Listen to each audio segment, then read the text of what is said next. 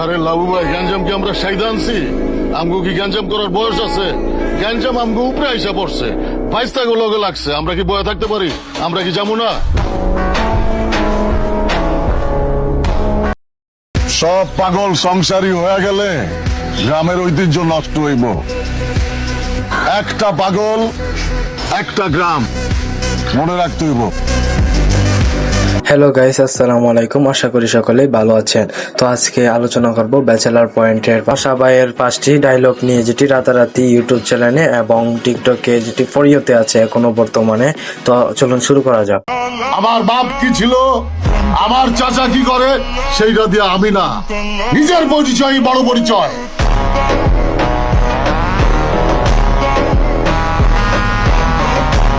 তো এখানে পাশা ভাই বলেছে যে নিজের পরিচয় বড় পরিচয়, বাপ চাচা যাই হোক না কেন।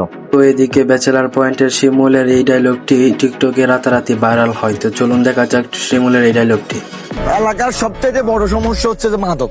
আমি যদি কোনো কারণে চেয়ারম্যান নির্বাচিত হই, প্রথমে এলাকার যত আঞ্জুক্তি আছে তাদেরকে ধরে আমি ঠিক করব। আর এলাকায় যারা ডাইল খায়, ডাইল বেচে এবং ডাইলের গডফাদার, তাদেরকে আমি ধরে পিছন দিয়ে বাঁশ দিয়ে এলাকা থেকে।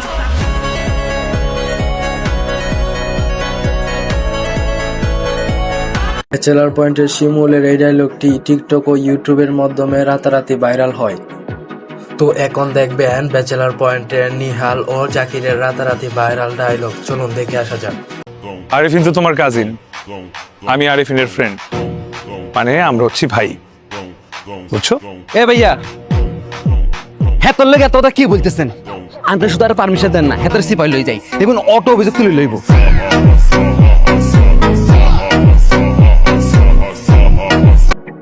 ব্যাচেলার পয়েন্টের জাকির মানে আগুন। এইদিকে শিমুলের একটি ডায়লগ যেটি ইউটিউবে বা টিকটকে রাতারাতি ভাইরাল হয়। চলুন দেখে আসা যাক। খালাম্মা যদি আর ক্ষতিপূরণ দিয়ে দেয় মামলা করতাম না, আর না দিলে মামলা করবো। সে মামলা তুইও পাইস না।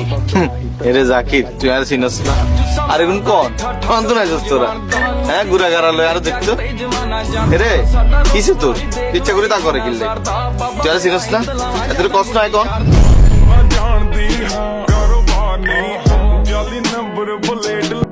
এদিকে বিয়ের জন্য অস্থির হয়ে হাবু যখন ঘটককে ট্রেড দেয়। চলুন দেখে আসা যাক। আগামী 2 মাসের মধ্যে আমার বিয়ার ব্যবস্থা করতে হইব। 2 মাসের মধ্যে যদি আমার ঘরে বউ না দেখছি, তাহলে কিন্তু কুত্তা পিছনে লাগাই দিব। ওই যে আওয়াজ পাইছেন, নতুন আনছি রট অয়লার, কামড়া একের মাংস খাওয়া ফেলাইব।